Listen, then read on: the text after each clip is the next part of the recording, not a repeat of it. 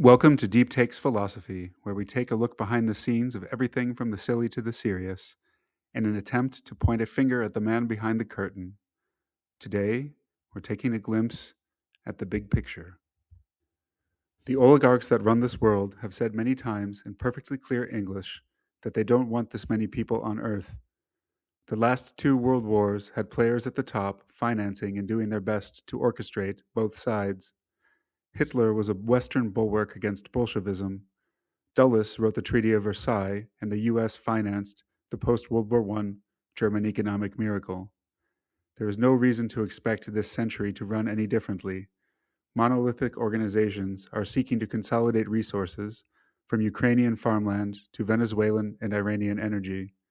Roosevelt survived a coup d'etat, allowing the perpetrators to walk away, lest they plunged the United States into a depression a few years after having recovered from the last one.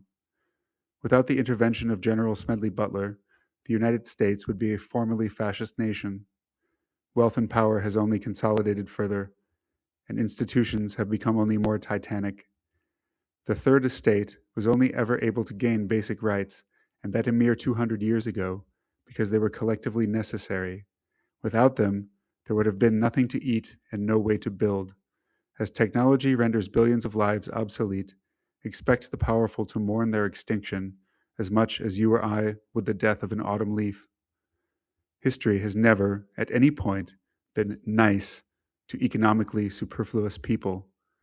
There is nothing good on the horizon, as the tectonic plates of history, slowed by decades of building a rule-based order, are breaking into eruptive frenzy once more.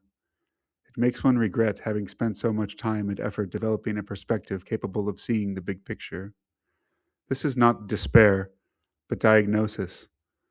All that can be done is to align one's area of concern with one's sphere of influence, to smile in the face of evil like a Bonhoeffer or a Martin Luther King. This is all that is worthy, noble, or worthwhile of a human. Barbarians with rockets are still barbarians, and should we ever make it, barbarians on Mars are still barbarians too. This planet is nothing more than a crucible in which to forge a righteous soul, and I feel ready, spiritually, for whatever may come. But I fear what C.S. Lewis called that hideous strength is poised to swallow the collective hope of mankind. We are raising a generation that cares more for pixels than people, and treat them with contempt after making them that way out of our neglect. Don't be surprised when one day your neighbors are people who would put you to death with a clearer conscience than they'd feel after erasing a saved game. We won't stop until every blade of grass is turned to silicon, every landscape has been turned into a data center, and every church is a brothel.